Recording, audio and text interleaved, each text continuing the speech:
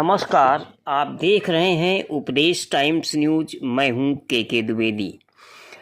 श्री 108 स्वामी अछूतानंद स्मारक समिति के तत्वावधान में अछूतानंद जी हरिहर महाराज का 142वीं जयंती समारोह न्यू बेनाझावर कॉलोनी पार्क नंबर 13 में बड़े धूमधाम से मनाया गया। स्वामी जी की समाधि पर पुष्प अर्पित कर श्रद्धा सुमन अर्पित किए गए। कार्यक्रम की अध्यक्षता रमेश चंद्र बौद्धाचार्य ने स्वामी जी के चित्र पर माल्यार्पण कर कार्यक्रम का शुभारंभ किया। मुख्य अतिथि नसीम सोलंकी ने स्वामी जी के जीवन पर प्रकाश डालते हुए कहा कि स्वामी जी आदि हिंदू के जनक थे।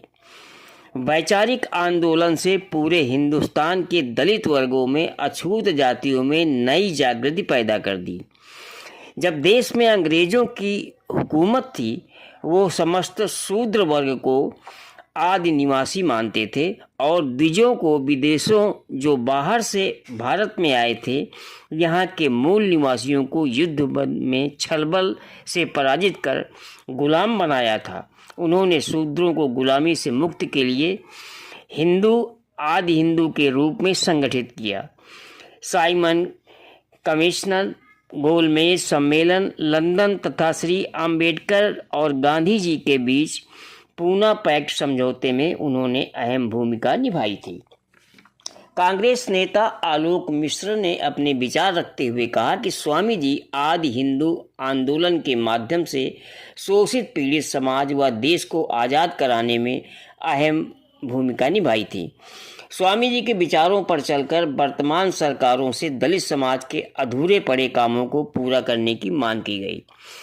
कार्यक्रम में प्रमुख रूप से doctor Durgesh Kumar, Sudhir Dhuman, Ajay Kumar, Rahulan Ambedkar, Somnath, ML Kureel, Shivshankar Verma, Dinesh Kumar Gautam, doctor Hiralal, Anand Giri, Sudhir Kureel, Jayprakash Sonkar, Akhilesh Gautam, Bhoop Singh, विजय लक्ष्मी, जीतू कैथल, मोहन सिंह कैथल, विनोद यादव, आसिफ कादरी, देवेंद्र कुमार, नवीन कुमार, जय नारायण कुरील, लाखन लाल अम्बेडकर, प्रदीप यादव, श्यामलाल बौद्ध, OP सिंह, बाबा सागर, सोमनाथ, अशोक कुमार, IP गौतम, नौशाद आलम आदि प्रमुख रूप से मौजूद रहे। नमस्कार, आप बने रहिए उपदेश टाइम्स न्यूज के साथ। इसमें क्या कहना चाहेंगे? अनुयायी होने आज बात नहीं है, स्वामी अछूतानंद जी की जयंती है। कितना लोगों तक बातें पहुंचा पा रहे हैं। कानपुर के लोगों को सबसे बड़ी हम चाहे आज जितनी भी अच्छी बातें कर ले, मंच पे तो जो जितने लोग हैं बाद में जन्म लिया था, लेकिन उन्होंने 1925 में कानपुर में स्थायी बनाया और यहीं से 8 सामने बैठे के अंतराल में तो मैं दिल ढाका से लेके काबुल तक उन्होंने आदि हिंदू आंदोलन के माध्यम से समाज की आवाज को बुलंद करने के लिए उस समय की ब्रिटिश सरकार से भी हक की लड़ाई लड़ रहे थे और दूसरी ओर सदियों से साम्राज्यवादियों से जो लड़ाई चली आ रही थी उससे भी लड़ाई लड़ रहे थे और अपनी मांग मनवाने के लिए साइमन जो है प्रिंस चार्ल्स जॉर्ज पंचम के पुत्र आज उत्तर भारत के घर घर में 1922 में आते हैं। हमारे हर एक उन्हें मांग धार्मिक अनुष्ठान में शामिल उस है। मांग पत्र के आधार पर अगर गाड़ी खड़ी है तो बाबा साहब कमीशन ऊपर भरा वाला जाता है। करके ले रहा है, शादी कर रहा है तो बाबा स्वामी साहब अछूतानंद फोटो लखनऊ रख के कर रहा है। उन्हें ज्ञापन देते हैं और ज्ञापन में ये मांग करते हैं कि जो है अछूत समाज के लोगों को शिक्षा का अधिकार मिले, रोजगार का अधिकार मिले, किसानी का अधिकार मिले, उन्हें जो है व्यापार करने का अधिकार मिले। तमाम ऐसी जो अधिकार थे वो मांगने दे करके वो अधिकार मांगा और उसके बाद जब गोलमेज कॉन्फ्रेंस 1930 में होता है तो अछूत समाज का प्रतिनिधित्व करने के लिए डॉक्टर बाबा साहब अम्बेडकर को भेजा जाता है लंदन में। वो अपनी पुरजोर कोशिश से अपनी बात रखते हैं लेकिन वहाँ पर उस समय के कांग्रेसी जो हिंदू समाज के कांग्रेसी थे उन लोगों ने वहाँ डॉक्टर बाबा साहब अम्बेडकर का विरोध किया और विरोध करने के बाद गांधी जी से आके बताते हैं गांधी जी 1932 के कांग्रेस में फिर जब पुणे जाते हैं तो वहाँ पर जो है वो अपनी बात रखते हैं, लेकिन अंग्रेजों ने डॉक्टर बाबा साहब अम्बेडकर के द्वारा उठाई गई मांग पृथक निर्वाचन का, जिससे हमारे समाज के लोगों को 2 वोट का अधिकार मिले।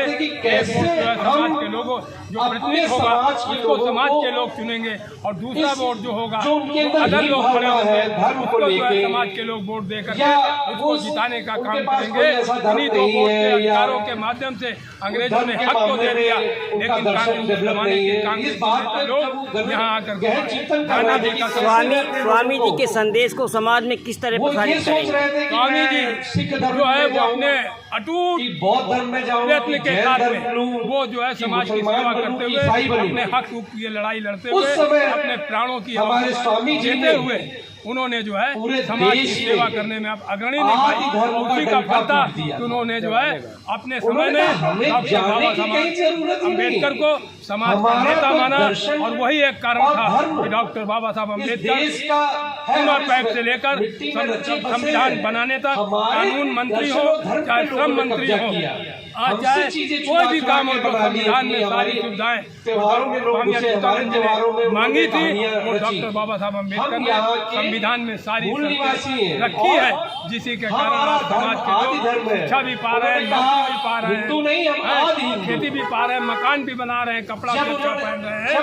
लेकिन आज की सरकारें जो कल भी सरकारें थी उन लोगों ने जो है समाज के हक के लिए पूरा योगदान नहीं दिया। अगर पूरा योगदान दिया होता तो आज ये भारत होने की दुनिया होती और समाज के लोग भी खुशहाल होते। लेकिन आज की जो है भारत सरकार की रिपोर्ट है कि 80 करोड़ लोग यहाँ पर देश के अंदर भुखमरी की रेखा में है, जिनको